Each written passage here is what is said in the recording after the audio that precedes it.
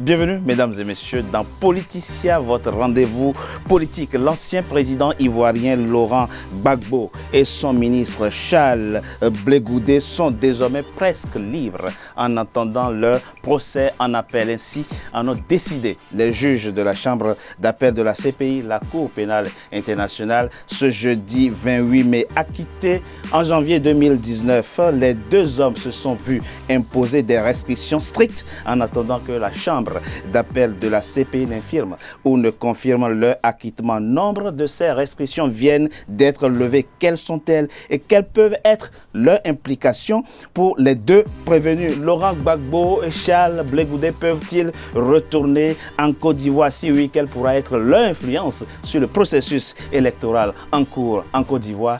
Deux invités avec moi pour en parler. Djemal Taleb, vous êtes juriste, avocat au barreau de Paris, analyste politique, éditorialiste, membre de l'Observatoire du développement africain. Merci Djemal Taleb. Merci d'avoir accepté notre invitation.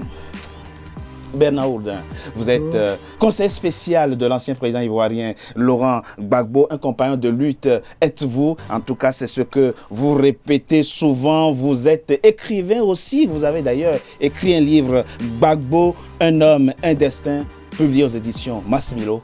Merci Bernard Oudin d'avoir accepté notre invitation pour parler de cette décision que vient de prendre la Chambre d'appel de la CPI ce jeudi 28 mai. Laurent Gbagbo et Charles Blé Goudé poursuivent inexorablement leur marche vers la liberté. Détenus depuis de nombreuses années et pour des crimes que les juges d'instance ont estimé qu'ils n'ont pas commis, ils viennent de gagner encore plus de liberté, y compris la possibilité de se rendre désormais dans leur pays, la Côte d'Ivoire. C'est un sujet de notre rédaction signé Fanny Monechi.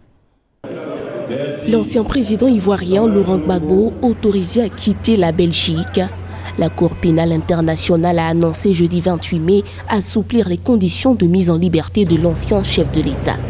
Laurent Gbagbo était assigné à résidence à Bruxelles depuis son acquittement en 2019 d'accusations de crimes contre l'humanité lors de la crise post-électorale de 2010-2011. Une décision de la CPI qui concerne également Charles Blé Goudé, ancien chef des jeunes patriotes ivoiriens. La Chambre d'appel a décidé de révoquer les conditions suivantes.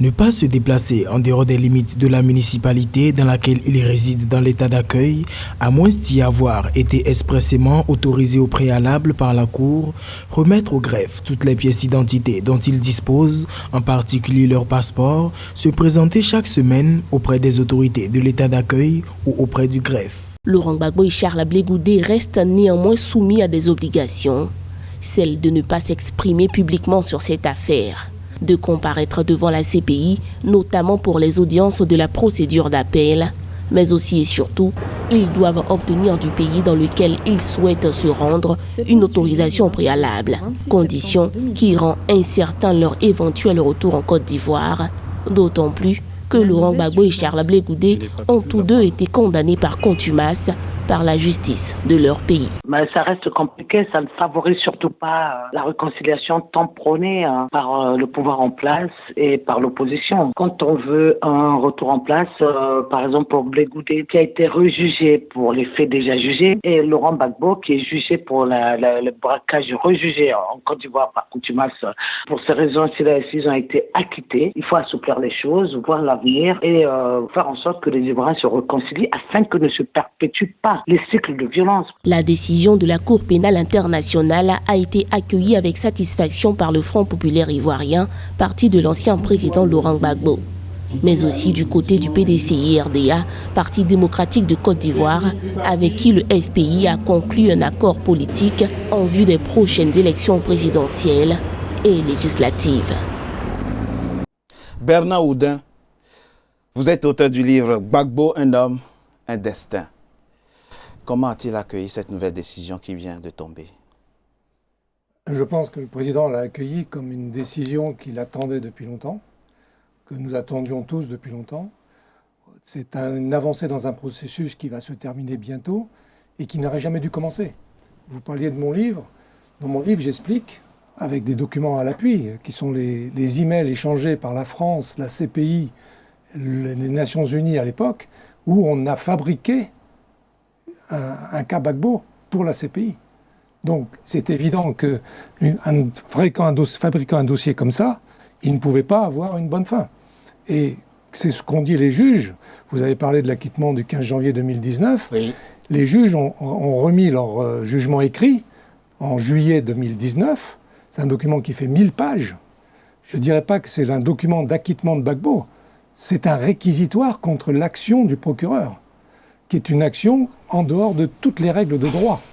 C'est ça la vraie réalité. Et aujourd'hui, la Cour en tire les conséquences. Et les conséquences finales... C'est comme ça que vous interprétez. Mais ça ne peut pas être interprété autrement. Ça ne peut pas être interprété autrement. Nous reviendrons plus en profondeur sur le dossier de Laurent Gbagbo et de Charles Blé Goudé Jemal Taleb. Il faut qu'on comprenne quelque chose, parce que la justice internationale semble avoir un fonctionnement un peu particulier. Pourquoi avoir refusé d'accorder la liberté en janvier 2019 à Laurent Gbagbo et à Charles Blé Goudé, j'entends liberté totale, sous prétexte qu'il y a risque de fuite, etc., et aujourd'hui, lever ces restrictions? Qu'est-ce qui, entre-temps, a changé? Rien n'a fondamentalement changé. D'ailleurs, l'arrêt, quand vous le lisez et quand je le lis, il précise une chose importante. Il dit que la Cour n'a pas du tout commis une erreur manifeste de raisonnement. Et donc, le fondement du raisonnement tel qu'il a été fait la dernière fois, elle ne l'a pas rejeté. Elle a assoupli des mesures. Il faut savoir que quand la première décision a été faite, avant qu'elle ne soit notifiée sur appel du parquet, elle était déjà plus souple qu'elle ne l'est devenue plus tard. Et elle a imposé un certain nombre de restrictions, ce qui est d'ailleurs une aberration totale, parce que vous ne pouvez pas dire à quelqu'un « nous allons vous imposer des restrictions, en même temps, nous allons vous acquitter ». Alors, soit je suis acquitté et il n'y a pas de problème, soit je ne suis pas acquitté et il y a des restrictions. Et donc, c'est toute l'aberration. Et là, la Cour, aujourd'hui, elle corrige une aberration qui n'avait juste pas de sens. Moi, j'ai une relation très médiocre avec la justice internationale et je ne l'aime pas. Et j'ai toujours pensé, il faut qu'on soit clair, je ne suis pas favorable à l'impunité. Et je considère que quand dans les voies de recours internes ne sont pas très bonnes, qu'il y ait une espèce de justice extérieure, je ne suis pas contre ça. Celle-là me pose beaucoup de problèmes, nous ne l'avons pas revenir ici parce que mes états d'âme, à la limite, n'ont pas d'intérêt. Mais là où j'ai un gros souci, c'est que quand vous avez des magistrats qui vont juger des faits extérieurs, dans une culture qu'ils ignorent, dans un contexte qu'ils ignorent, dans un pays dont ils ont une connaissance assez limite, et qui doivent se fonder sur des faits eux-mêmes faits depuis très longtemps et des éléments de preuve qui disparaissent, tous les pénalistes au monde vous le diront, ça me pose un problème. Cela dit là, cette décision, je considère qu'elle est de grande importance. D'abord, elle a une grande valeur rédactionnelle, elle est d'une grande valeur juridique. Et je considère, là, pour le coup, que la Cour, avec la décision qu'elle vient de prendre, elle remet... Il n'y a plus risque de fuite. Mais il n'y a jamais eu de risque de fuite en réalité. Quand vous appelez Laurent Gbagbo, pardon, vous ne vous camouflez pas du jour au lendemain et ça n'avait juste aucun sens de le faire. Et elle corrige ce que... Alors, je pense que le camouflet donné au parquet, à l'époque, ils l'ont assoupli parce qu'ils ne voulaient pas lui donner un réel camouflet. Et aujourd'hui, ils assouplissent encore plus, parce que la mesure de dire à quelqu'un, à une personnalité comme Laurent Gbagbo, ne partez pas parce que vous allez fuir, ne partez pas, nous allons confisquer vos... C'est une aberration totale. Même si, encore une fois, je le disais tout à l'heure, l'erreur manifeste n'a pas été reconnue, c'est ce que les avocats du président Gbagbo ont demandé. Ça n'a pas été reconnu. Mais il n'empêche que, et encore je salue le travail des avocats du président Gbagbo qui ont fait un excellent travail, et quand vous lisez les conclusions, vous comprenez absolument que c'est de la littérature juridique de très bon niveau, et là, le travail qu'ils ont fait est absolument reconnu comme tel, parce qu'encore une fois, et je le dis et je ne vais cesser de le répéter, vous ne pouvez pas continuer à imposer des restrictions à quelqu'un et en même temps vous l'acquittez. C'est curieux. 2 points importants. Structure la décision qui a été rendue ce 28 mai. Rappelons d'abord qu'au total, 123 États ont reconnu la compétence de la Cour. Les 2 prévenus, si on peut les appeler ainsi, sont désormais libres de leur mouvement. Ils peuvent voyager, ils peuvent aller retirer leurs documents de voyage qui leur ont été confisqués par le greffe de la CPI. Ces 2 éléments importants aujourd'hui, Maître Oudin, comment comprendre ça aujourd'hui? On dit Laurent Gbagbo peut aller dans n'importe quel pays où il veut, pourvu que ce pays ait reconnu la compétence de la CPI. Et bien entendu, lui et Charles Blé Goudet, lui, ont le droit désormais de retirer leurs documents de voyage. Comment interpréter cette décision qui vient d'être rendue? Est-ce le cheminement normal vers l'acquittement définitif, ou peut-on vraiment envisager qu'après une telle décision, on puisse après les jeter encore en prison, enfin les condamner, les mettre encore en prison? D'abord, je reviendrai sur un terme de sémantique. On pourrait les appeler des prévenus. On ne peut plus les appeler des prévenus depuis le 15 janvier 2019. C'est ça. Ils ont été acquittés. Bon, ce sont des gens acquittés. L'acquittement n'est pas encore confirmé par la chambre d'appel, on est d'accord. L'acquittement n'a pas été remis en cause, et je dirais qu'il n'a même pas été remis en cause par Mme Bensouda. Monsieur Oudin, laissez-moi finir. Non, rien. C'est très important. La chambre d'appel n'a pas encore rendu sa décision. Non, c'est très important parce que la chambre d'appel va prendre une décision par rapport à des documents fournis par le procureur et par les avocats de la défense.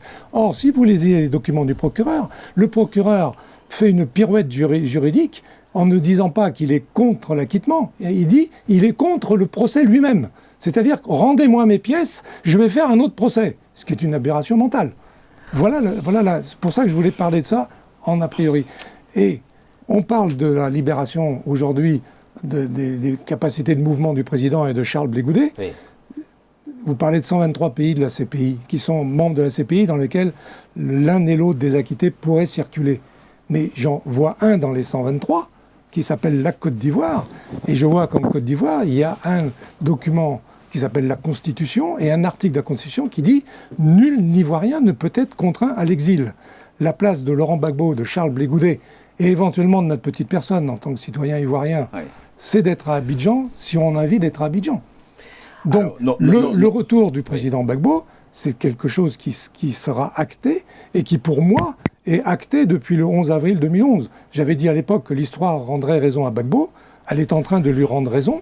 Et le vrai problème aujourd'hui, c'est le retour en Côte d'Ivoire du président Gbagbo dans des conditions normales. Et il faut maintenant qu'on examine. En tout cas, on n'en est pas encore là. On va en parler. Et pour finir avec l'appel, il est évident, la dernière partie de votre interrogation, c'est intéressant que vous l'ayez, c'est comment peut-on faire demi-tour maintenant? Mais c'est ça le... C'est plus possible.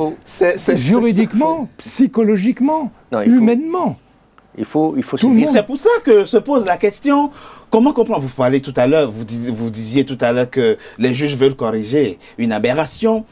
La question se pose, comment peut-on faire tout ça? Et demain dire à Laurent Gbagbo, en fait, vous êtes coupable, retournez en prison. Non, non. Il faut lire le jugement d'acquittement. Alors, tout est envisageable, évidemment, et on n'est pas capable d'extrapoler sur une situation qu'on ne connaît pas. Quand vous lisez la décision de Mme Herrera Corbuccia, qui présidait la dernière fois le cours qui a acquitté le président Gbagbo, et qui est d'une grande qualité rédactionnelle, vous comprenez des motivations absolument sérieuses, et vous comprenez la qualité du procès tel qu'il a été présenté par la défense de Gbagbo. Et non, c'est pas Corbuccia, excusez-moi. C'est Herrera Kuno Tarfusser qui présidait. C'est lui qui... Non, mais lui. En tout cas, la position de Mme Herrera que j'ai lue... Elle était dissidente. Voilà, qui était une position absolument dissidente et d'une grande valeur juridique. Quand vous la lisez, vous vous dites, mais qu'est-ce qu'il fait là? C'est évident. Mais encore une fois, je ne suis pas capable, moi, du tout, de donner un avis précis, circonstancié sur un dossier dont je n'en ai pas eu connaissance technique. Cela dit, il faut se dire que les choses ne sont pas terminées encore. Ah, pas du tout. D'abord, on est dans un procès d'appel qui, lui, durera très longtemps. Deuxième chose, c'est qu'il a été retardé, il sera encore retardé avec les conditions sanitaires que l'humanité vit actuellement liées au Covid. La prochaine audience est prévue du 10 au 12 juin 2020. Si les conditions du Covid le permettent encore. C'est-à-dire qu'on ne sait pas véritablement, jusqu'ici c'est retardé, probablement que ça le sera encore. Donc ça n'est pas terminé. Et puis, une fois que ce procès est terminé, on a deux éventualités. Soit alors il est acquitté et c'est fini. Soit elle n'est pas acquittée et qu'il y a un non-lieu ou qu'il y a une circonstance nouvelle, ça suppose deux choses. Soit il y a un non-lieu et donc la Cour internationale en a fini, ce qui n'exclut pas que les États eux-mêmes extérieurs, ceux qui le veulent bien, continuent eux des poursuites dans d'autres situations. C'est-à-dire que nous sommes encore dans une situation qui est encore incertaine, qui n'est pas terminée, mais il y a une victoire aujourd'hui qui est évidente, celle du président Gbagbo et de son équipe de défense. C'est-à-dire, nonobstant la décision dont je parlais tout à l'heure, dissidente, qui est extraordinairement bonne, la décision elle-même du mois de janvier 2019 est extraordinaire et la victoire d'hier est incontestablement une victoire déterminante parce que pour le coup, on met fin à ce que j'appelais tout à l'heure une aberration judiciaire qui consiste à dire à quelqu'un « je t'acquitte, mais en même temps je continue à t'embêter ». Mais La situation n'est pas terminée. Et puis, le comportement du parquet va être fondamental. Le parquet, ce que disait Bernard tout à l'heure, dit... Voyez-vous, les pièces que j'ai données la dernière fois ne sont pas complètes, j'aimerais bien les terminer. Oui. Et donc, il fait appel en disant, des circonstances et des éléments nouveaux font que je suis encore capable de donner des éléments qui font que la situation est aggravée. Mais enfin, ça tombe bien, parce qu'il y a un procès en appel. Et le procès en appel, lui, déterminera est-ce que le parquet, comme la première fois, avait des dossiers insuffisamment complets pour que Laurent Gbagbo et Charles Blé Goudet soient condamnés, ou alors il va contenir des éléments comme la dernière fois qui, encore une fois, vont se terminer en eau de boudin et les deux seront appliqués. Le juriste que vous êtes très rapidement, un point par rapport à ça, avant que je passe à Bernard Oudin. Est-ce que le fait pour les juges d'instance de n'avoir pas pris la patience d'écouter les témoins de la défense peut servir de motif valable pour le bureau de la procureure afin d'obtenir réellement une reprise des procès? Non, bien sûr que oui. Évidemment, rien n'empêche, encore une fois, le bureau du procureur de dire le procès tel qu'il a été fait est incomplet, nous demandons un réexamen nouveau, c'est ce qu'elle a fait d'ailleurs. C'est ça. Mais oui, mais c'est ce qu'elle a fait. Je veux dire, rien ne l'empêche de le faire. La question, c'est pas est-ce qu'elle a le droit ou pas de le faire. La question, c'est est-ce que les magistrats du siège, plus tard, vont la suivre ou pas. C'est ça qui va être déterminant, pas le reste. Mais j'ai mal. La vraie question, c'est comment comprendre que les juges d'instance aient été tellement convaincus seulement après avoir écouté les témoins du bureau, qu'ils n'ont pas eu besoin d'écouter les témoins de la défense et de prendre une décision, et que d'autres juges trouvent aujourd'hui des raisons de les garder. La beauté de la justice, c'est que précisément, il y a toujours une opinion qui peut être convaincue et une autre qui change d'avis. Oui. L'avantage d'un procès en première instance et d'un procès en appel, c'est que s'il y a une erreur, elle est corrigée plus tard. Les magistrats en appel sont toujours plus expérimentés et mieux à même de comprendre les situations que les premiers. Ça ne veut pas dire que les premiers ne la comprennent pas, mais en tout cas, on est toujours capable de corriger. Ce qui fait que la justice est circulaire, c'est que précisément, on est capable à chaque fois de faire appel quand la décision ne convient pas. Et donc, on peut considérer qu'une aberration, moi je vous ai relever la première aberration, c'est de dire à quelqu'un vous êtes acquitté, mais en même temps vous ne l'êtes pas. Oui. Mais évidemment qu'on est naturellement toujours capable de faire. Mais la beauté de la justice, c'est qu'on est capable de prendre des décisions et le lendemain aller à un appel et avoir une autre décision parce que les éléments nouveaux, nous sommes dans un dossier contradictoire, dans un procès contradictoire. Les parties, chacune expose ses motifs et il appartient au magistrat du siège à ce moment-là d'en tirer les conclusions. Ils peuvent se tromper. La justice n'est pas non plus ni rien d'autre qu'une justice humaine qui est capable de se tromper. Bernard Oudin, vous jubilez en ce moment et ça se comprend deux restrictions restent encore posées sur la table, ne pas s'exprimer publiquement sur l'affaire, bon, c'est pas très compliqué pour eux, et être disponible à répondre à toutes les convocations.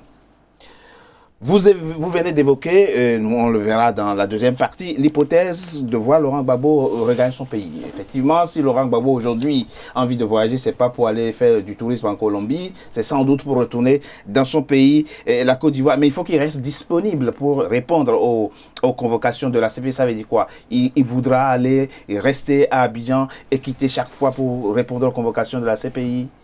D'abord, il faut remettre les choses dans le contexte. Il n'y a pas de procès d'appel à la CPI aujourd'hui. Oui, ça commence en juin 2020. Non, on mélange tout. On mélange tout. Laissez-moi terminer. Le 11 juin, il doit y avoir une audience pour parler, 10 ou 12 juin, c'est sous réserve puisque c'est en pointillé dans le document, pour dire éventuellement s'il y aura un appel. Actuellement, nous sommes à la chambre d'appel. Nous ne sommes pas à la cour d'appel. Et cette chambre d'appel doit décider si elle renvoie. Va examiner si elle renvoie. Donc, pour l'instant, il n'y a pas de procès d'appel. Oui.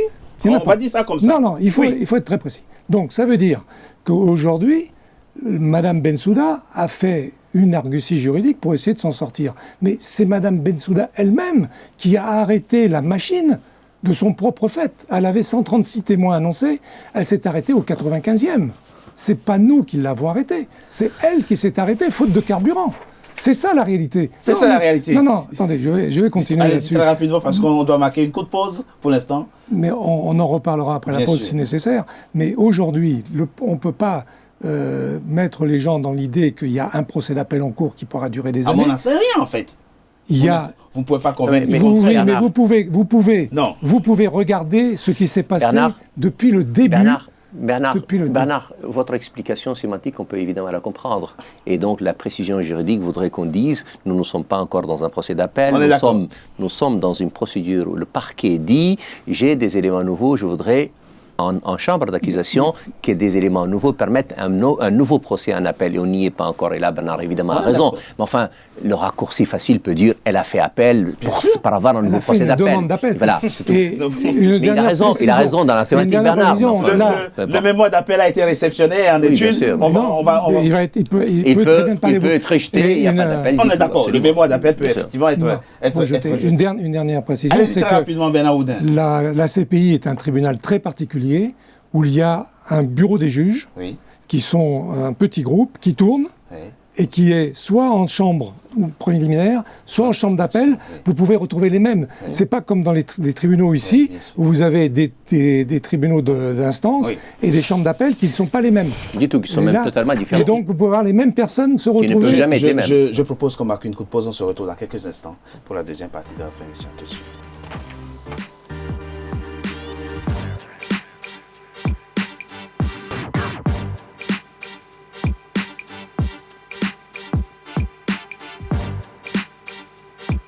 Nous sommes de retour pour la deuxième partie de notre émission. L'émission de ce jour est consacrée au cas Charles Blé Goudé et Laurent Gbagbo. Les juges de la Chambre d'appel de la Cour pénale internationale viennent d'assouplir les restrictions qui leur ont été imposées en janvier 2019. Djemal Taleb, le dossier Laurent Gbagbo a deux dimensions. Une dimension, on va dire, juridico-juridictionnelle et une dimension politique. Avant le 20 mai 2020, Laurent Gbagbo et Charles Blé Goudé ne pouvaient pas se rendre en Côte d'Ivoire. Aujourd'hui, ils ont théoriquement cette possibilité. La question c'est, la Côte d'Ivoire peut-elle refuser de les recevoir? Je précise que dans l'arrêt rendu, il faut absolument que le pays donne son accord au greffe de la CPI avant qu'il n'y s'y rende. Est-ce que dans cette hypothèse-là, la CPI la Côte d'Ivoire peut dire non? Il y a deux dimensions différentes. D'abord, Charles Blé Goudé lui-même est condamné à 20 ans de réclusion chez lui. Donc, s'il vient, il prend le risque lui-même de devoir répondre à la justice de son pays. Ça, c'est le premier point. Le deuxième point, et pour répondre à votre question plus au fond, c'est il y a deux réponses différentes. La réponse juridiquement parlant, c'est non. Par raison simple, c'est qu'à la Côte d'Ivoire, et Bernard vient de le rappeler tout à l'heure, et dans le dispositif de droit en Côte d'Ivoire, on ne peut pas empêcher un Ivoirien de rentrer chez lui. Donc la question ne se pose pas. Cela dit, il peut rentrer chez lui. La Côte d'Ivoire a signé la convention contre la patridie. Donc la patridie, qui est d'ailleurs une convention internationale qui interdit totalement la patridie, et donc ce n'est pas possible. Le deuxième élément maintenant, c'est que la Côte d'Ivoire elle-même étant membre, et donc partie à la CPI, elle est évidemment un pays éligible, et pays des deux personnes elles-mêmes capables de les recevoir. Donc il n'y a pas de verrou. Il y a maintenant un troisième verrou, qui est le verrou politique. Et donc si la Côte d'Ivoire, sous un argument, je ne sais pas lequel, décidait d'empêcher et l'un et l'autre, ou l'un sans l'autre, de ne pas rentrer chez lui, ça aurait une conséquence politique beaucoup plus importante. Mais le motif, je ne vois pas lequel et je ne vois pas comment. Il n'y a donc pas de motif. Non, je ne vois pas comment empêcher l'un et l'autre, sauf à dire que pour des raisons de sécurité, de salubrité, de stabilité publique, ils ne sont pas capables d'assurer la sécurité et l'un et l'autre. Non, c'est-à-dire qu'on peut considérer que pour des raisons de trouble à l'ordre public et compte tenu de la situation il faut assurer l'ordre, le maintien d'ordre dans ce moment-là. Vous m'avez posé la question à laquelle je ne suis malheureusement pas capable de répondre que par extrapolation, parce que je n'en sais pas plus que moi. Ce que je vous ai dit, c'est que juridiquement, la réponse est non. La question maintenant, c'est que est-ce que par un motif quelconque qui est lié à la stabilité et donc au risque d'instabilité publique, ils sont capables de l'invoquer? Oui, pourquoi pas?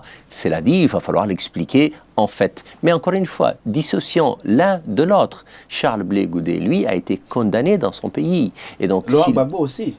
Non, chez Charles Blé Goudé, qui a été condamné. Les deux. Laurent Gbagbo a été condamné à 20 ans de prison pour braquage de la BCEAO. Ah oui, et à une amende. Vous parlez du procès de la BCEAO. Ah oui, à une amende de 329 milliards. Vous parlez du procès de la BCEAO. Moi, je parle du procès de Blé Goudé. C'est-à-dire que si on prend cette initiative, c'est-à-dire qu'on prend le risque, évidemment, encore une fois, de rentrer dans un pays dans lequel on est condamné. Mais enfin, à ce moment-là, on va affronter autre chose. On va considérer que la justice n'est pas indépendante, qu'elle est sous influence, et on va rentrer dans une autre considération qui va être une considération beaucoup plus politique que juridique. Mais en tout cas, en l'espèce, compte tenu de la décision qu'on a connue hier, a priori, rien ne s'oppose à ce que l'un et l'autre rentrent dans son pays quand il en a envie. Bernard Oudin, vous côtoyez Laurent Gbagbo tout le temps. vous discutez avec lui tout le temps. Exprime-t-il l'envie de retourner dans son pays, la Côte d'Ivoire? C'est pas moi qui le dis, il l'a toujours dit. Il a dit mon pays c'est la Côte d'Ivoire, je rentrerai en Côte d'Ivoire. On ne peut pas empêcher un national de rentrer dans son pays. Le problème, c'est pas que Gbagbo rentre en Côte d'Ivoire, c'est les conditions dans lesquelles il pourra rentrer, que ce soit politique et sociale, et éventuellement judiciaire, et la situation qu'on a aujourd'hui. Je reviens sur les deux procès. Le procès pour Charles Blé Goudet, en Côte d'Ivoire, on l'a condamné en 3h30 de procès, au même fait pour lesquels il a été acquitté à la CPI. Torture, homicide volontaire et viol. On ne peut pas condamner 200 millions d'amendes. On ne peut pas juger quelqu'un 2 fois pour la même chose. Il a été acquitté une première fois par la justice internationale. La justice de M. Ouattara à Abidjan ne peut pas décider en 3 heures de changer quelque chose qui a été traité pendant 2 ans et demi à la Cour pénale. Mais ça, premier point. Il est condamné quand même. Non, mais écoutez, il faut rester très sérieux. Oui. Deuxième chose, encore plus sérieuse. Monsieur Ouattara, président de la Côte d'Ivoire un instant, a pris une décision d'amnistie il y a quelques années qui a fait que Madame Simone Gbagbo est sortie de prison et que les faits, Monsieur Justin Koné-Katinan, qui est le porte-parole du président, qui est en exil au Ghana actuellement, ont été amnistiés des faits de braquage de la BCAO. Et quand vous avez une loi d'amnistie, on amnistie les faits.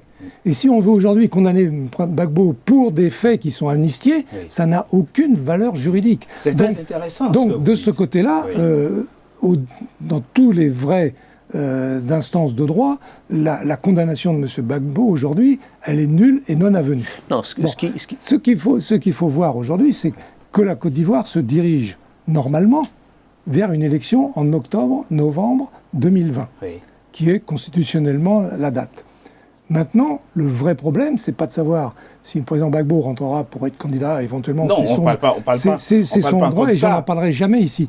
Mais il faut savoir, est-ce qu'il y aura ou pas une élection? Moi, je ne cherche pas à savoir qui va être candidat. C'est le problème d'élection. C'est une autre question qu'on abordera après. C'est une question grave. Vous pensez aujourd'hui que le président Laurent Gbagbo peut sans encombre se rendre en Côte d'Ivoire et qu'il n'y a aucune espèce de risque qu'il est maillard parti avec la justice ivoirienne? Il y a un très grand risque aussi, c'est celui que si Gbagbo est annoncé à Abidjan, qu'il y ait un mouvement populaire immense pour aller le chercher à l'aéroport. Moi, hier soir, quand j'avais les gens au téléphone jusqu'à des heures avancées de la nuit, tout le monde me disait « mais le président va rentrer ». Je leur ai dit « il faut rester raison gardée, rester serein ». Il y a eu une décision qui est, pour l'instant, une excellente décision. Tout n'est pas réglé, puisqu'on parlait de chambre d'appel tout à l'heure. Il faut rester serein. Laurent Gbagbo ne va pas descendre à l'aéroport de Port-Bouët dans 24 heures. Parce que j'ai même des gens qui m'ont dit, il a déjà quitté la Belgique. J'aurais expliqué qu'en Europe, actuellement, il y avait des fermetures de frontières, même moi qui suis à 200 km de la frontière belge, je ne peux pas aller en Belgique. Donc, le problème est qu'il peut y avoir une déstabilisation par la volonté populaire à ce moment-là. Le président Gbagbo, c'est un homme de droit, de respect des règles. Le président Gbagbo est un enfant des élections. Le président Gbagbo ne voudra pas rentrer en Côte d'Ivoire pour créer un chaos. Le retour du président Gbagbo en Côte d'Ivoire, c'est justement la préservation du multipartisme et de la multiculture de ce pays. Donc c'est pour ça qu'il faut que les règles de rentrée de Gbagbo soient discutées et éventuellement avec les gens qui sont actuellement au pouvoir.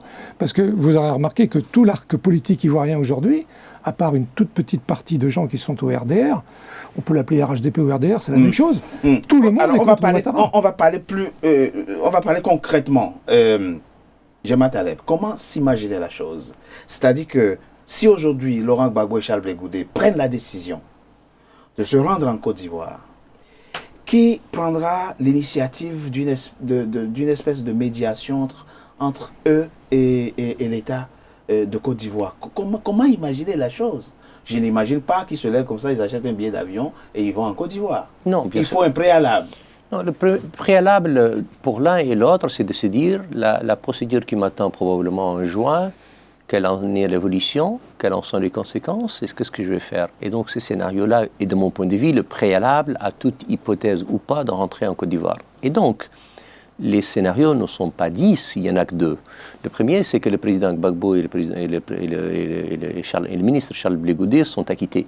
Et auquel cas, je vois difficilement une décision pareille qui ne s'impose pas, compte tenu de sa légitimité et de sa force, à l'État ivoirien. Et donc, quelles que soient les condamnations passées, les mêmes faits étant acquittés par la justice internationale, je ne vois pas de quelle possibilité pour l'État ivoirien d'invoquer un autre argument. Ou alors ils ne sont pas... Je parle de maintenant, en attendant la décision finale. Non, mais je vous ai dit, c'est-à-dire qu'avant de prendre une décision maintenant, ils sont obligés, et l'un et l'autre, de penser à ce qui se passe. Ou alors, ils se disent, le procès lui-même, de toute façon, n'aura pas lieu, le mémorandum déposé par le parquet ne sera pas accepté, et il n'y aura pas de procès en appel, et auquel cas, moi, le Goudé et le président Gbagbo, nous voulons rentrer maintenant. Oui. Ben, vous le ferez avec les coulisses. J'ai du mal à imaginer que les États voisins n'ont pas un regard à donner. J'ai du mal à imaginer qu'un pays comme le Nigeria n'a pas de regard à donner. J'ai du mal à imaginer que l'administration française n'a pas un regard à donner. Et donc la stabilité de la Côte d'Ivoire est en tenu compte. Bernard Roudin a donné un élément important maintenant, c'est la stabilité dans ce pays.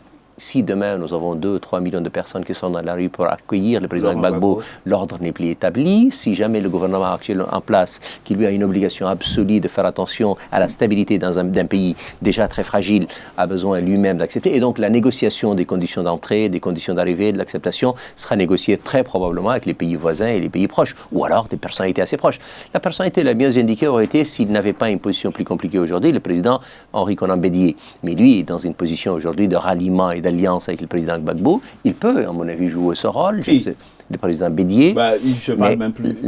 Voilà. Non, mais peu importe. Vous pouvez ne pas vous parler pour une chose, mais les canaux, mais les canaux de communication ne sont jamais totalement rompus. Je vais vous dire, pendant la guerre froide, les Américains et les Soviétiques se parlaient via des canaux interposés. Donc il y a toujours des canaux. Quand vous avez gouverné ensemble pendant tellement longtemps, quand vous avez décidé de l'un et chez l'autre, ce que Bernard appelle le RDR, que j'appelle moi le RHDP, contient des amis d'anciens Gbagbo, d'anciens Bédié. Donc la possibilité de communiquer est possible là, mais elle peut se faire facilement par des pays. Un homme comme le président Talon, un président comme le président Issoufou sont absolument indiqués pour rentrer dans une médiation de cette nature. Et le président Issoufou, d'ailleurs, pour aller à lui, et ça, sans doute la personne la mieux indiquée, c'est le copain très proche du président Gbagbo, parce qu'ils étaient ensemble à l'Internationale socialiste, ils ont une histoire commune, il a des relations assez cordiales et assez fortes avec le président Ouattara, donc une négociation via le président Issoufou n'est pas impossible, mais ça peut être quelqu'un d'autre, ça peut être le président Condé, ça peut être n'importe qui. Alors on a 3 pans maintenant. On a d'un côté la possibilité pour l'ancien président Laurent Gbagbo et Charles Blé Goudé de se rendre dans leur pays, la Côte d'Ivoire. On est en train d'évoquer là la possibilité d'avoir des intermédiaires, et puis il y a celui qui a la décision. Vous êtes resté longtemps en Côte d'Ivoire, vous semblez bien connaître le président Alassane Ouattara. Quelle est la psychologie de l'homme? Dans quel état d'esprit peut-il aborder cette problématique-là? Quelle peut être sa réponse? Je ne vais pas me substituer au président Ouattara pour réfléchir à ça. Moi, le meilleur conseil qu'on puisse donner à Ouattara, c'est qu'il accepte que, sans aucun problème que Laurent Gbagbo rentre à Abidjan. Rappelons-nous que quand Gbagbo a été élu en 2000, il s'est dépêché. Quand Laurent Gbagbo a été élu en 2000, il a été élu au terme de la période de transition militaire. Il a battu le général Gueye au premier tour de l'élection d'octobre 2000. Le président Ouattara était en exil en France. Bédié était en exil en France. Non, c'est une élection. Gbagbo a fait un forum de réconciliation nationale, il a fait revenir tout le monde. C'est vrai. Il les a assis, il a dit il faut que le pays fonctionne. Et au terme du forum de réconciliation, qu'est-ce qu'a fait Gbagbo? Il a nommé un gouvernement d'union nationale. Le gouvernement qui a été... qu'ils ont failli renverser, puisque le coup d'État a échoué le 19 septembre 2002, dans ce gouvernement présidé par Laurent Gbagbo, il y avait Adjoumani, Patrick Hachi, Amadou Gon Coulibaly, l'actuel Premier ministre, Soumaoro, président de l'Assemblée nationale. Tous ces gens-là étaient dans le gouvernement de Laurent Gbagbo. Donc il faut remettre les choses en perspective.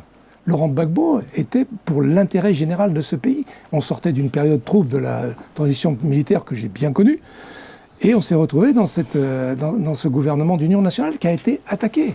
Et aujourd'hui, on a au gouvernement des gens qui ont été certains. Le président de l'Assemblée nationale, que je connais bien, puisque c'était mon avocat, il s'appelle Aoussou Jano, le président du Sénat, mais il a été pour la première fois ministre de Gbagbo, après les événements de Ouagadougou. Oui. Il était PDCI, il était nommé par Gbagbo. J'étais dans le bureau d'Aoussou. Oui. Mais il faisait des bons de cabri. Le président m'a donné ministre. Donc tous ces gens-là se connaissent. Résumé, si vous rappelez ces éléments historiques, c'est pour nous dire qu'aujourd'hui, le président Alassane Ouattara a également intérêt à ce que, effectivement, tous les acteurs se retrouvent. Je n'ai pas donné des consignes au président Ouattara, c'est un grand garçon. Mais il est dans une situation où lui-même est en bout de course. Il a déclaré lui-même qu'il ne serait plus candidat. Donc, élection, pas élection, des conditions d'élection, M. Ouattara a terminé son mandat dans quelques mois. Oui. Le président Gbagbo a été retenu de façon indécente et insolente pendant des années à la prison de la CPI. Et je connais bien l'histoire. Il rentre dans son pays aujourd'hui, lavé de tous ses soupçons. La dernière fois que Gbagbo m'a parlé pendant qu'il était en prison, c'est « Bernard, je sortirai d'ici, mon honneur lavé », ce qui a été fait par le tribunal. Il va rentrer en Côte d'Ivoire, les gens vont s'asseoir autour de la table dans l'intérêt général du pays pour le futur. On n'a pas dit que Gbagbo allait s'asseoir dans un fauteuil d'où Ouattara allait partir. On a dit qu'il faut que la Côte d'Ivoire soit tranquille pour les années à venir, qu'elle retrouve le rythme démocratique qui est le combat du président Gbagbo depuis l'origine. Cela dit, on n'est pas naïf et on sait très bien que le président Gbagbo était président de ce pays pendant une dizaine d'années et que s'il rentre, évidemment, comme on disait, en se rasant le matin, il va penser à la politique, c'est évident. Est-ce qu'il va penser effectivement à la politique comme vous semblez le dire, Jemal Taleb? Eh bien, on en parle dans la troisième partie de notre émission, après une courte pause. Je voulais dire juste une petite chose. Le président Gbagbo, dans le livre dont j'ai parlé, dont vous avez parlé, j'ai mis en exerce du livre une phrase de Mandela qui dit « Quand on est allé en prison et qu'on en sort, on ne cherche pas à se venger, on n'a pas de temps à perdre pour ça. » Et ça, c'est le raisonnement du président. Bernard Oudin, conseil spécial du président Laurent Gbagbo, merci. Auteur du livre Gbagbo, un homme, un destin. Le représentant du RHDP n'a pas pu être avec nous dans les deux parties de cette émission, mais on va prendre congé de vous. Et il nous merci de l'invitation. Et pour la troisième partie de cette émission, merci à vous, Bernard. Merci à vous. À très bientôt. Mesdames et messieurs, nous marquons une courte pause. On se retrouve dans quelques instants pour la troisième et dernière partie de notre émission. À tout de suite.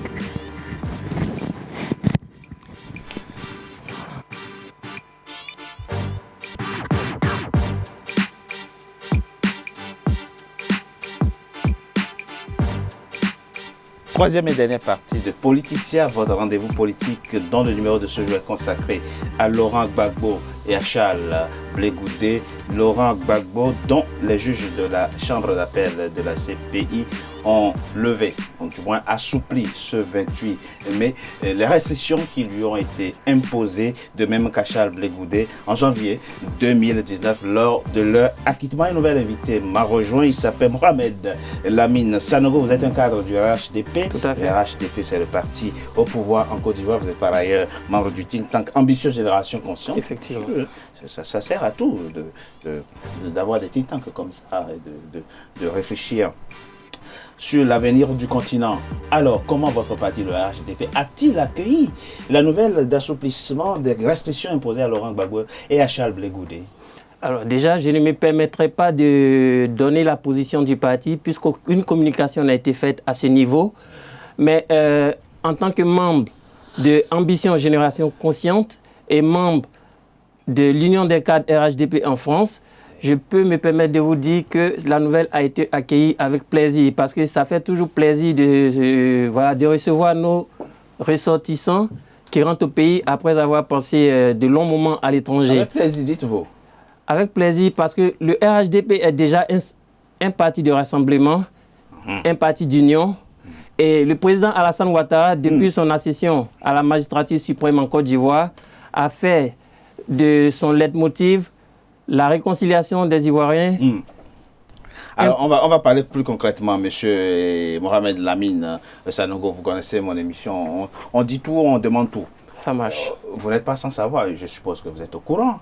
Il y avait à la CPI des avocats de la Côte d'Ivoire qui ont plaidé pour le maintien des restrictions imposées à Laurent Gbagbo. Ça, vous le savez, ça?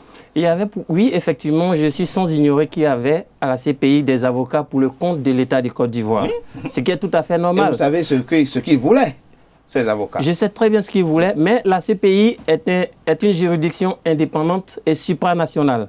Alors, la décision concernant... Vous êtes content d'avoir échoué? On n'est pas content d'avoir échoué. Moi, ce n'est pas un échec au fait. Ah, c'est pas un échec? C'est pas un échec. D'accord. Parce que les restrictions ont été assouplies, mais la décision définitive n'a pas encore été émise. C'est pas un échec pour la Côte d'Ivoire. De toute façon... Ça veut dire quoi? Que vous souhaitez quoi? On souhaite l'union des fils et filles de la Côte d'Ivoire. Non, monsieur Mohamed Lamine Sanogo, vous dites, vous ne vivez pas ça comme un échec. J'ai rappelé que des avocats de l'État ivoirien étaient devant la CPI pour plaider pour le maintien des restrictions imposées à Laurent Gbagbo et à Charles Blé Goudé. Et la décision de ce 28 mai est en quelque sorte un camouflet pour vous, puisque de toute façon, le message n'est pas passé au niveau des juges de la CPI.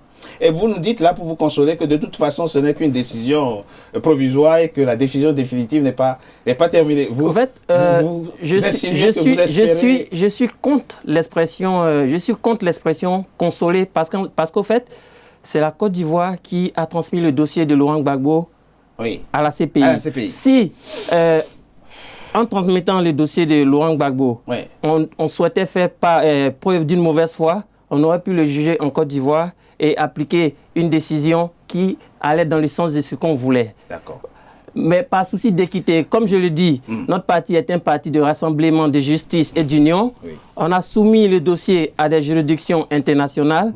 Et encore, je tiens à vous rappeler, quelles que soient les issues de la décision de la CPI, là on parle de mon pays, on parle de la Côte d'Ivoire, on parle d'une crise qui a déchiré la Côte d'Ivoire, on parle d'une crise qui a séparé des familles, les Ivoiriens se sont entretués, il y a eu 3 morts. Alors quelle que soit la décision de la CPI, ça ne changera pas au fait que les Ivoiriens, pendant un moment de leur vie, se sont entretués par le fait que M. Laurent Gbagbo a refusé de céder le pouvoir après sa défaite au soir d'octobre 2010. Je retiens de votre réponse, M. Mohamed Lamine Sanogo, que le RHDP a accueilli avec grand plaisir la décision rendue ce 28 mai 2020 par les juges de la Chambre d'appel de la CPI. Alors, je me permets, excusez-moi s'il vous plaît de vous interrompre, mais j'aimerais apporter un petit rectificatif. Allez-y. Alors, quand je dis que c'est avec un plaisir qu'on accueille la décision de la CPI concernant le dossier Laurent Gbagbo et Charles Blé Goudé. Je tiens à rectifier le fait que je ne suis pas ici en tant que représentant du RHDP. Alors cela n'engage que moi. Moi j'ai consulté le RHDP qui m'a envoyé un représentant. Oui, le RHDP vous a envoyé un représentant pour défendre sa vision, effectivement. Mais avant de soumettre cet avis, j'ai dit que ça n'engageait que moi. Parce que on attendait la décision des autorités au pays concernant le dossier. C'est votre honneur, Mohamed Lamine Sanogo. Vous êtes heureux que 2 de vos compatriotes aient la possibilité de se mouvoir, d'aller, de venir. C'est important, c'est bien, c'est à votre honneur. Ce n'est pas une exception de toute façon. Toutefois qu'un Ivoirien est à l'étranger et qu'il rentre au pays et qu'il a la possibilité de bouger, on est content. Mais c'est ce que nous disons, c'est à votre honneur. Très rapidement, Gemma Taleb, on ne peut pas dire que cette décision n'a pas d'impact politique. Je voudrais, pour poser ma question, donner un extrait de ce qu'a dit ce 28 mai 2020 Henri Konan Bédié, l'ancien président ivoirien Henri Konan Bédié. Il dit « Je voudrais, en mon nom personnel, du PDCI-RDA et celui de tous les présidents des partis membres de la CDRP, Coalition pour la démocratie, la réconciliation et la paix, souhaiter un bon retour en Côte d'Ivoire au président Laurent Gbagbo et au président Charles Blé Goudé. C'est avec une grande joie que j'ai appris ce jour, du jeudi 28 mai 2020, l'assouplissement des restrictions de liberté faites à son Excellence Laurent Gbagbo, président du FPI, et à Charles Blé Goudé, président du COGEP. Cet assouplissement de restrictions qui nous confirme leur libération tant attendue et longtemps espérée est un moment de bonheur pour les Ivoiriens et pour les démocrates du monde entier. Voilà que il y a forcément un impact politique, cette décision, enfin une portée politique. Mais elle a plus qu'une portée politique, elle a une portée historique, et je vais vous dire pourquoi. Rien que le communiqué que vous venez de lire de la part du président Henri Konan Bédié est en soi, en lui-même, un moment fondamental de l'histoire actuelle que nous vivons de ce pays qui nous est tous si cher. Absolument. Le président Bédié a une histoire à lui-même qui résume un peu la Côte d'Ivoire. Il a été renversé dans les conditions qu'on connaît. Il a changé des alliances 2 ou 3 fois. Il est devenu l'allié absolument indéfectible du président Ouattara. Puis après, ils se sont séparés sur les circonstances que nous connaissons, qui ne sont pas seulement liées au RHDP, mais plutôt à l'alternance en faveur du PDCI, comme semble-t-il, ça a été promis entre lui et Ouattara. Nous avons aujourd'hui une situation qui n'a plus rien à voir avec 2011. 2011, on avait qui comme acteur politique? On en avait 3. Le président Ouattara, le président Gbagbo et le président Bédié. Aujourd'hui, nous avons le président Ouattara qui n'est plus candidat. Il a un poulain, il s'appelle Amadou Gon Coulibaly. Nous avons le président Gbagbo qui est encore empêtré. Il y a une avancée fondamentale depuis hier, mais ça n'est pas terminé. Non. Et donc, il ne faut jamais insulter le procès en appel possible qui va avoir ou pas lieu. Donc, ça n'est pas encore terminé. Et puis, on a le président Bédié, qui probablement lui-même n'est pas candidat, compte tenu de son âge avancé. Donc, il y a de nouveaux acteurs. De nouveaux acteurs, c'est Guillaume Soro, qui lui a changé totalement de camp et qui lui-même est sujet à un mandat international lancé par celui-là même qui l'a soutenu en 2011. Nous avons donc Amadou Gon Coulibaly et nous avons probablement de nouveaux acteurs avec des dents plutôt longues. Bien sûr. Et qui vont sans doute aller jouer eux-mêmes un rôle politique demain. Oui. Ça trouve une situation qui doit être aujourd'hui assez problématique pour le président Ouattara. C'est comment gérer toutes ces difficultés qui vont se présenter à lui.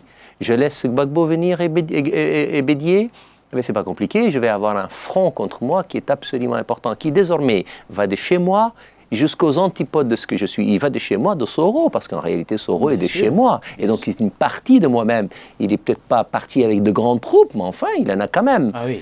Deuxièmement, c'est que Bédié, qui était mon allié hier, duquel d'ailleurs moi-même j'ai récupéré une partie des troupes, mais enfin, il est encore là, il représente un pan politique, j'ai envie de dire, régional important. Absolument. Et puis, les troupes historiquement adversaires de Laurent Gbagbo. Et donc, cette équation compliquée, je vais la jouer, alors que moi-même, je ne suis plus acteur du jeu politique. Je l'abandonne. Je laisse à quelqu'un qui, pour le moment, est convalescent sur un lit d'hôpital à Paris. Oui. Et donc, cette situation-là est très compliquée pour le président Ouattara, qui, pardon, ne le sous-estimons pas. Ah non, c'est un homme politique d'une intelligence remarquable, qui est un renard politique, qui est toujours capable de sortir des situations. Sauf que, il n'a plus le même âge.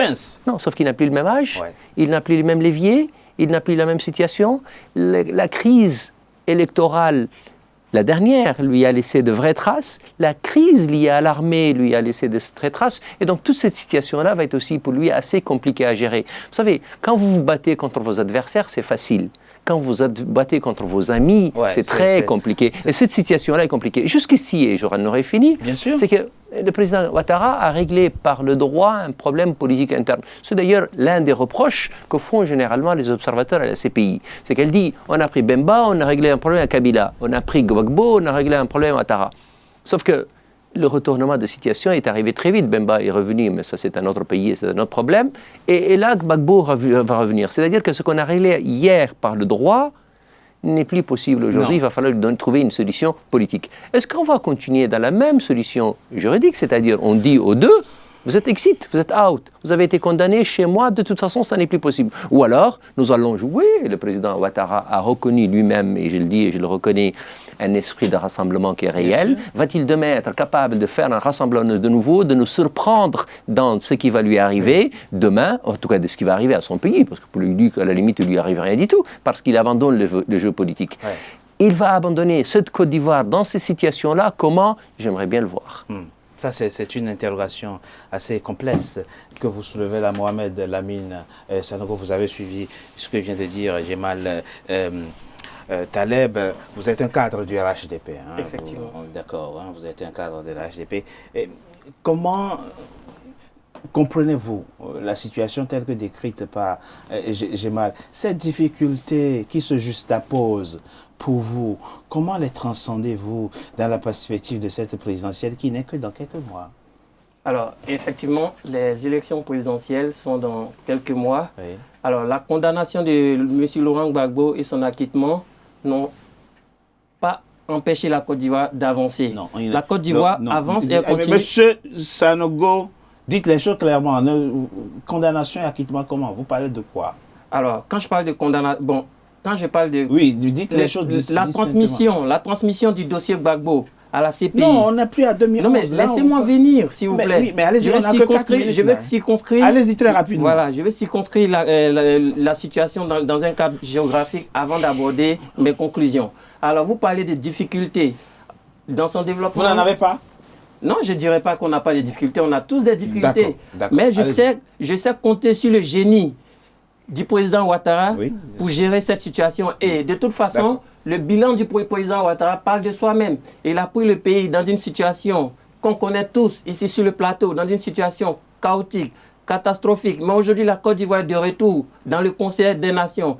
Le prestige de la Côte d'Ivoire est reconnu à l'international. Les Ivoiriens sont en train de se réconcilier. Les Ivoiriens marchent, communiquent, travaillent ensemble de nos jours. Et cela est possible. Et c'est pour cette raison que le président Ouattara a décidé de ne pas se présenter tout en passant le flambeau à notre candidat pour les élections à venir, qui est le président, le Premier ministre Amadou Bon Coulibaly, que je salue au passage.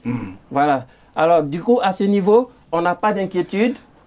On sait compter sur le génie et la sagesse politique du président Ouattara et les cadres du RHDP pour gérer la situation. Et les Ivoiriens ne sont pas dupes. Ils sauront choisir, ils sauront décider quand l'opportunité leur sera offerte. Y compris si toutes ces forces politiques se coalisent contre vous. Alors, y compris... Alors, vous posez la question de savoir si toutes ces forces politiques se coalisent contre nous. Alors, il n'y a pas de coalition pour l'instant. On a aussi... Si, il y a le coalition. Monsieur. Non, mais parlant de coalition... je vais vous dire, elle s'appelle la CDRP, Coalition pour la démocratie et la réconciliation. C'est bien beau de parler de coalition, mais quelle est la force de cette coalition? En disant qu'il n'y a pas de coalition, je minimise en quelque sorte la force de cette coalition. Quel est son effet, quels sont ses effets sur le terrain? Quelles sont ses actions qu'elles ont menées? Le peuple ivoirien d'aujourd'hui n'est pas le peuple ivoirien d'il y a 20 ans, d'il y a 15 ans. Je suis de la génération d'avant la guerre, je suis de la génération de pendant la guerre et je suis de la génération d'aujourd'hui. On voit les choses, on vit les réalités et on sait ce qui se passe dans notre pays. On parle de la Côte d'Ivoire, un pays qui m'a vu naître, où j'ai des intérêts, j'ai de la famille, j'ai des amis de tous bords politiques. Bien sûr. Alors, parlant d'avenir, parlant d'élection, le peuple saura se décider et le RHDP favorise sur le terrain. Je vois que vous étouffez d'optimisme et c'est plutôt, impressionnant. Moi aussi, la Côte d'Ivoire est un pays qui m'est très cher. Je suis mauritanien et je peux vous garantir que j'ai une grande estime et une grande communauté et un grand attachement à la Côte d'Ivoire, c'est évident. Et mon rêve, notre rêve tous, c'est que la Côte d'Ivoire vive une stabilité permanente. Parce que je vais vous dire, la déstabilisation de la Côte d'Ivoire a une conséquence pour nous tous. Et donc aucun de nous ne peut être tranquille de voir la Côte d'Ivoire. Cela dit, et hélas, et il faut voir les choses comme elles sont, la configuration de 2011 n'a plus rien à voir avec la configuration de 2020. Le deuxième facteur important, et vous ne pouvez pas ne pas le reconnaître, c'est que demain, le candidat des RHDP qui est déjà désigné, le Premier ministre Gon Coulibaly, dont le génie d'ailleurs n'est absolument refusé par personne, mais il aura face à lui des éléments nouveaux, c'est-à-dire ses anciens alliés d'hier et ses adversaires traditionnels. Et puis le dernier élément important, c'est que l'aura du président Ouattara, la personnalité du président Ouattara, qui a été déterminante en 2011, n'est pas présente en 2020 parce qu'il n'est pas candidat. Et donc ce schéma-là va sans doute être assez compliqué pour la Côte d'Ivoire. Tout ce que je souhaite, c'est que les choses se passent très bien et que la Côte d'Ivoire, stable, tranquille, prospère, continue de l'être. Alors, non, on a fini malheureusement les émissions. On se retrouvera dans le cadre d'autres émissions pour aborder la présidentielle de 2020. En tout cas, merci. Lamine Mohamed Sanogo d'avoir participé à cette émission. Je vous en prie.